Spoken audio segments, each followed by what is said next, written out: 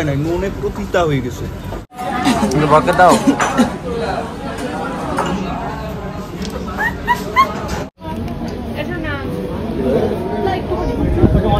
এটা যদি আমার কাছ থেকে যেত না, আমার কিডনিতে হার্ট অ্যাটাক চলে আসতো।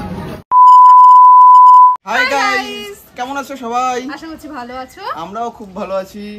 কারণ কি ভালো থাকার বলে দে তাড়াতাড়ি, বল লেট করিস না, বল বল বল বল। তো আজকে এত ভালো থাকার কারণ হলো আজকে কিন্তু আমরা যাচ্ছি ফাইনালি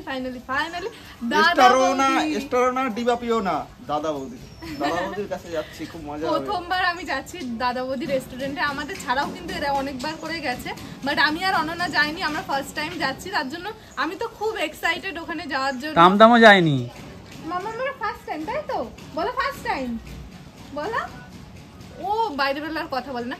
তো যাই হোক গাইস, বাড়ির সবাই মিলে যাচ্ছি, অনেক রিলস হবে, ভিডিও হবে, দাদা বৌদির বিরিয়ানি রিভিউ হবে, তার সাথে সাথে থাকছে অনেক কিছু যেটা তোমরা ফুল ভিডিওতে দেখতে পারবে। তো একদমই স্কিপ করো না, চলো আজকের ভিডিওটা এখান থেকে স্টার্ট করা যাক। হয়তো বেরিয়ে পড়েছি বাড়ির থেকে। এখানে আমার মাম, সুমিত আর আমি। আর ওখানটা কিন্তু রয়েছে রাহুল দা, অনন্যা আর দিদিকে দেখা যাচ্ছে না, রাহুল দা গার্ড করে দিয়েছে। সবাই কিন্তু খুব সুন্দর সেজে গুজে বেরিয়ে গেছি গাইস। আর আমি যতই সাজিয়ে রাখলাম, আমার মুখের ব্রণগুলো যেন কেন আমাকে বেশি ভালোবাসে, যে তাকিয়েই থাকে। তো যাই হোক, এখন বেরোবো। এই চলো বিজনেসের কথা পরে, চলো বেরোনো যাক। তারপরে কিন্তু রাস্তার এত সুন্দর দৃশ্য দেখতে দেখতে আমরা চলছিলাম ব্যারাকপুরের দিকে। আর সত্যি কথা বলতে দেখো, আজকে আকাশটা কত সুন্দর লাগছে, দেখেও খুব ভালো লাগছে। আর এখানে আমার মামা উল্টো করে বসে আছে। আর আমরা সবাই আজকে যাচ্ছি কিন্তু দাদা বৌদির দিকে, তোমরা যেমন জানো। তো বেশ ভালো লাগছিল। আর ঘুরতে কার না ভালো লাগে। আমি কিন্তু এই প্রথমবার বাইকে করে যাচ্ছি ব্যারাকপুরে, তো আমি তো বেশ ভালোই মজা করছি। অনেকটা রাস্তা অতিক্রম করে আমরা কিন্তু চলে এসেছি ব্যারাকপুর স্টেশনে। ওই যে ব্যারাকপুরে দেখাই যাচ্ছে না তোদের জন্য। তো এটা হলো ব্যারাকপুর স্টেশন। এখানে গাড়ি রাখা হলো, কারণ গাড়ি নিয়ে আর ওদিকে যাওয়া যাবে না। কি ও মা, দে না কি অবস্থা, নামবে। কোথায় এসছো তুমি? ব্যারাকপুর। বারাকপুর চলে এসেছি, কিন্তু নট ব্যারাকপুর। বারাকপুর, হ্যাঁ বারাকপুর। হ্যাঁ সময় এটা কইছিল না ব্যারাকপুর, ওটা লেখা Barrackpore, not Barrackpore. Hi guys, T20 world cup কিন্তু শুরু হয়ে গেছে। আর তার সাথে সাথে কিন্তু বেরিয়ে এসছে OneXBet থেকে টাকা ইনকাম করার একটা বড় সুযোগ। এখানের ম্যাচগুলিতে গেম খেলে তোমরা কিন্তু জিততে পারবে টিভি, কার, আইফোন, অ্যাপেল ওয়াচ, এছাড়াও আরো অনেক ক্যাশ প্রাইজ। এখানে কিন্তু তোমরা সমস্ত ধরনের লাইভ ম্যাচ দেখতে পারবে এবং তার স্কোরের উপর অনুমান করেও কিন্তু এখানে বাজিলরে অনেক টাকা ইনকাম করতে পারবে। যেমন কোন টিম খেলা জিতবে, কে কত রান করবে, এছাড়াও সর্বোচ্চ স্কোর কে করবে। এছাড়াও কিন্তু রয়েছে এখানে আরো বিভিন্ন ধরনের গেম। আর এখানে রেজিস্টার করার সময় তোমরা যদি আমার প্রোমো কোড ইউজ করো PJA7, তাহলে কিন্তু তোমরা পেয়ে যেতে পারো 66,000 টাকা। আর এখান থেকে কিন্তু জেতা টাকাটা উইথড্র করাও তোমাদের খুব সোজা। ফোনপে, পেটিএম, ব্যাংক অ্যাকাউন্ট, এছাড়াও নানান ধরনের সহজের মাধ্যমে কিন্তু তোমরা এখান থেকে জেতা টাকাটা উইথড্র করতে পারবে। এছাড়াও কিন্তু এখানে থাকছে 24/7 কাস্টমার সার্ভিস। তাহলে আর দেরি কিসের, এখনই যাও, আমার ডেসক্রিপশন এবং ফার্স্ট কমেন্টে লিঙ্ক আছে, এখনই গিয়ে রেজিস্টার করার। অবশ্যই আমার প্রোমো কোড ইউজ করো, আর অনেক ক্যাশ প্রাইজ যেত। এখন আমরা যাচ্ছি ফ্লাইওভার দিয়ে। ওই সুমিতের অবস্থা দেখো। ঠিক আছে, বউ বাচ্চা থাকলে একটু এরকম ভাবে প্রমাণ দিয়ে চলতে হয়। সবসময় তো এমনি একা একাই ধরে, কেউ বুঝতেই পারে না যে ওর বিয়ে হয়েছে, কিন্তু এবার বুঝতে পারবে, কারণ এই যে কাঁধে ব্যাগ নিয়ে ঘুরছে। দেখুন আমার পুকু একা একা হাঁটবে, দেখে দেখে হাঁটছো ভালো কথা, সামনের দিকে তাকাও, ওদিকে তাকাচ্ছ কেন? চলো ও মা, সিনেমাটা শট হচ্ছে।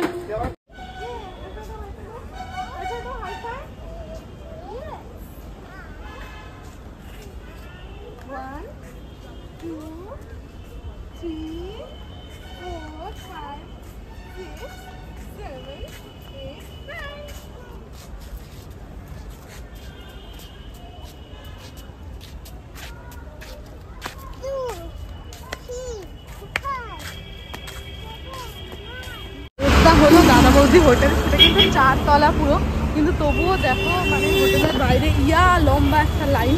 তার জন্য আমরা এখানে যাবো না, কারণ এতক্ষণ লাইন দাঁড়িয়ে খাওয়ার ভাই কোনো মানে হয় না। ততক্ষণে পেটের ভাত পুরো মানে পেট তো ভাত নেই, সকালে কিছু খাইনি, তো এখন আমি দাঁড়াতে পারবো না। তার জন্য কিন্তু আমরা এবার দাদা বৌদির অন্য একটা ব্রাঞ্চ আছে এখানে, সেটাই যাচ্ছি।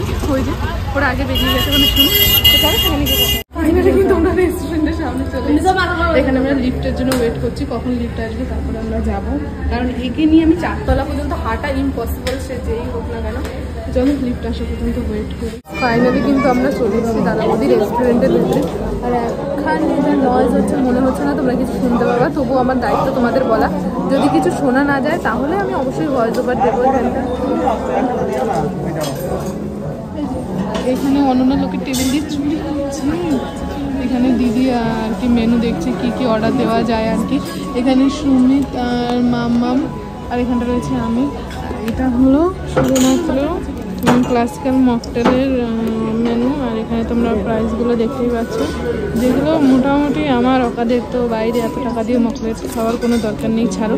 আর ওটা হলো মেন মেনু, ওরা দেখলি তারপরে আমি তোমাদের এটা হলো যে মেন মেনুটা থাকে দাদা বৌদির, সেটা এখানে তোমরা পজ করে মেনু বিলগুলো আর কি কী আইটেম আছে সেটা তোমরা পড়তে পারো। আমার এতক্ষণ সময় নেই তোমাদের যে পড়ে দেবো। তো এটা হলো মেনু, অনেক অনেক অনেক কিছু আছে, যা ভালো লাগে তোমরা অর্ডার দিতে পারো।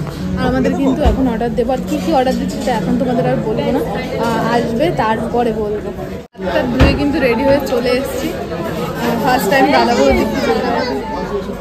যাই বাজুক আমার এখানে বলার দায়িত্ব, আমি বলছি। তো এইখানটা কিন্তু চলে এসেছি বাটার নান, আর নানগুলো দেখে তো বেশ ভালো, বাটার জোরে বলছে।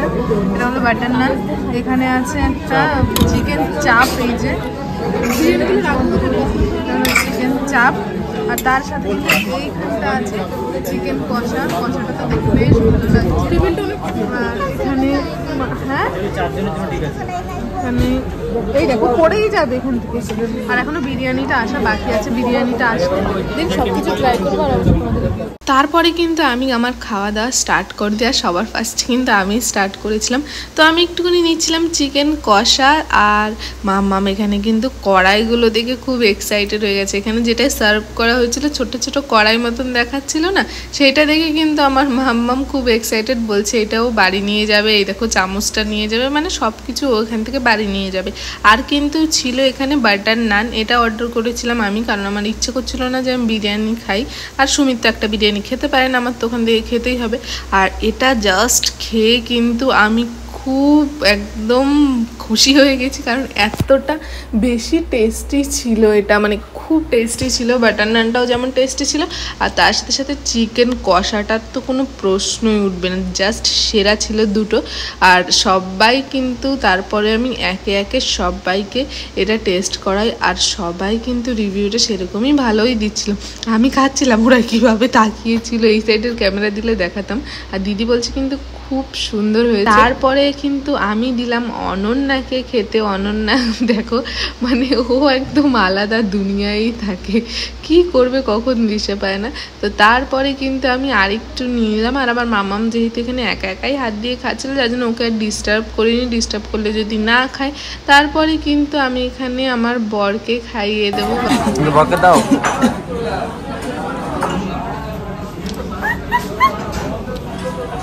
খাওয়াতে গিয়েও কিন্তু ফেসে গেছি, এত জোর কামড় দিয়েছে না আমার। যতক্ষণ আমি খেয়েছি আমি ততক্ষণ হাতে ব্যথা ছিল, জানি না কখন মাথায় কি ভূত চাপে তখন তাই করে, আর হাতে কিন্তু আমার প্রচণ্ডই লেগেছিল, মানে এত জোরে কামড়েছে।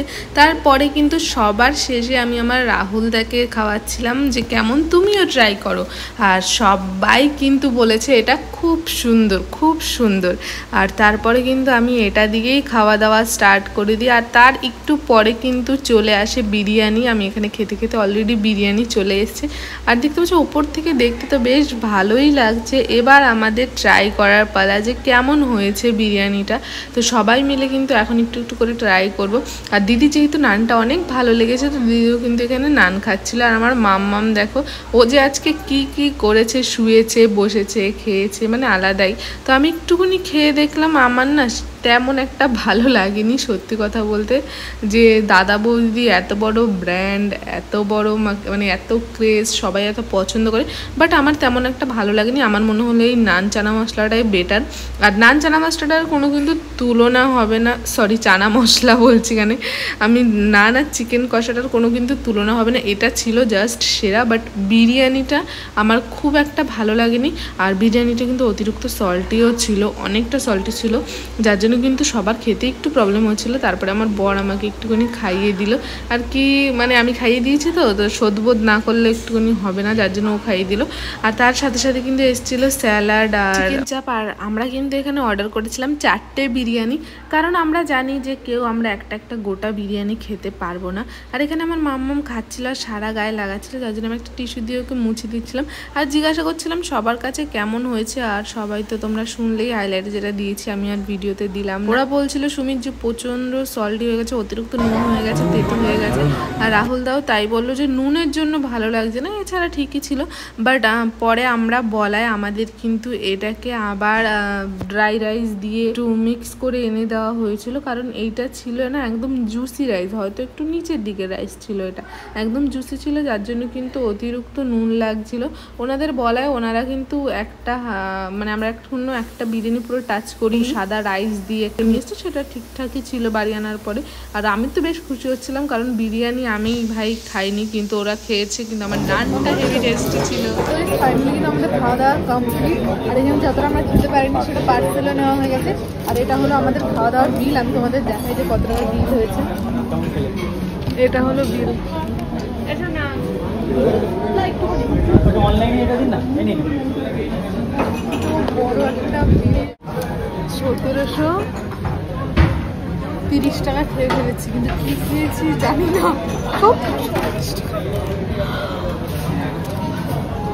এটা যদি আমার কাছ থেকে যেত না, আমার কিডনিতে হার্ট অ্যাটাক চলে আসতো। খাওয়া দাওয়া কমপ্লিট করে আমরা কিন্তু বেরিয়ে পড়েছি বাড়ি যাওয়ার উদ্দেশ্যে, কারণ যেহেতু আজকে 7টা দিয়ে আবার আমাদের ক্লাস রয়েছে, তো তার জন্য বাড়ি গিয়ে একটু রেস্ট না নিতে পারলে অনেক বেশি কষ্ট হয়ে যাবে।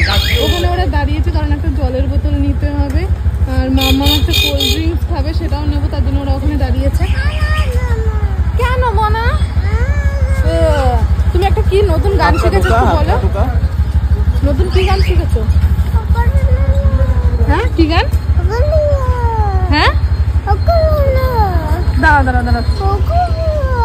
হ্যাঁ ভালো করে গাও, শোনা যাচ্ছে না। হ্যাঁ ওকোলা, একটু হাসো হাসো। ওই পানি পানি গানটা কিরকম?